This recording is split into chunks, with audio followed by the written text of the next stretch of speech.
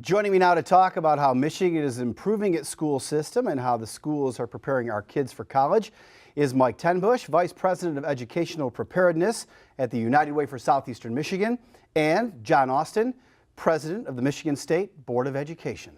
Gentlemen, thanks for being with us. Good to be here. Well, Mike, let me start with you. We are at a point in the turnaround plan where the first class has graduated that it's experienced the plan through all 4 years of high school. That's right. So now I guess we say, how are we doing? What's our report card look like after these 4 years? Looks really good.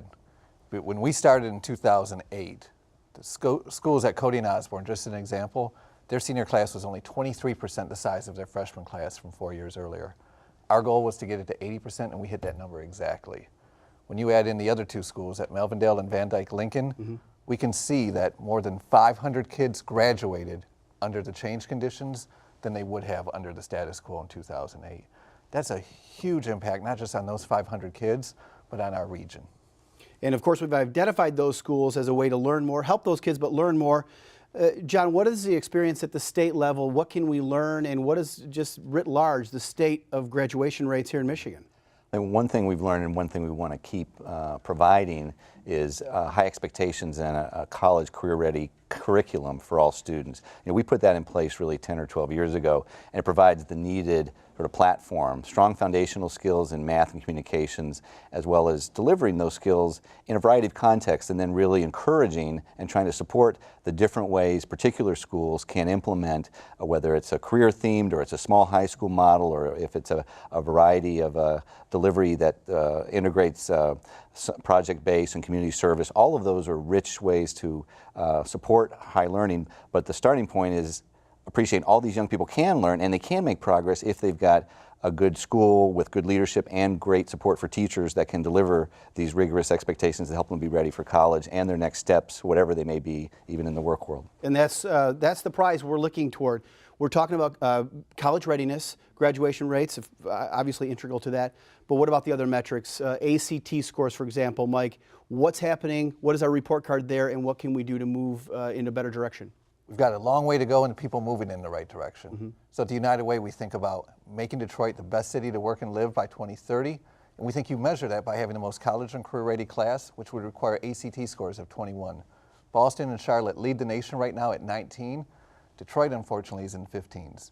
But our goal is to move ACT scores a half point a year. Just work at it and work at it till you leapfrog them and become the city with the most productive, most effective highest ACT scores in the nation, most productive and effective kids. And Michigan, of course, the whole state, we are a team, we're in this together. The statewide, the state level, that experience for ACT and strategies that we could employ. We were one of the first states to put the ACT into every young person's requirement. The Michigan Merit curriculum and the Michigan Merit assessment includes an ACT score.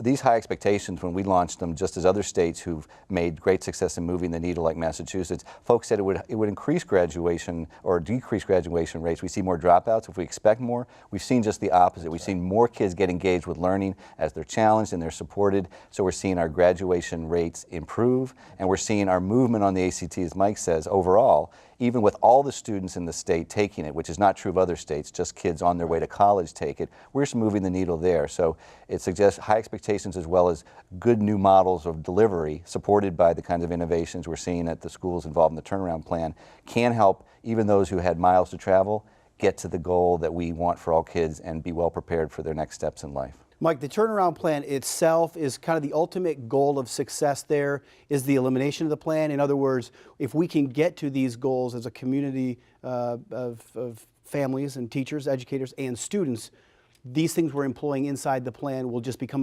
part of our daily life?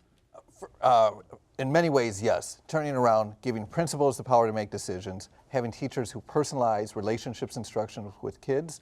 But what we find to be most helpful is to have kids have real-world experience in relationships.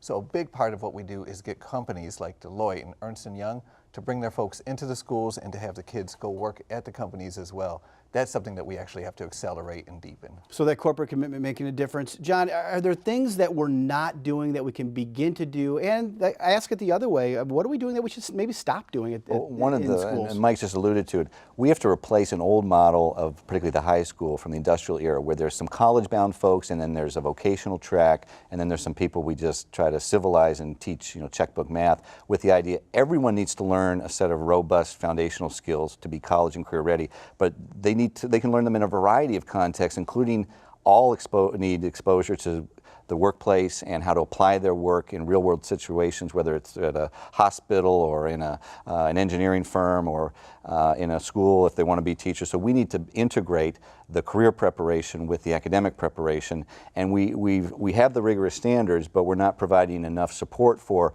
early colleges, middle colleges, rigorous career technical programs, career academies. We have some examples, including in the Detroit area of DMC's running a high school. The College of Creative Studies has one. The Henry Ford Academy is one of the longest running charter schools where you have Ford Motor and the Henry Ford involved in shaping a very different but powerful learning environment. We need better support for replication of all of those models because that's the education of the future. Thank you for your work on behalf of our students, and thanks for being with us on American Graduate. Thanks so much. Good to be here. Thank you.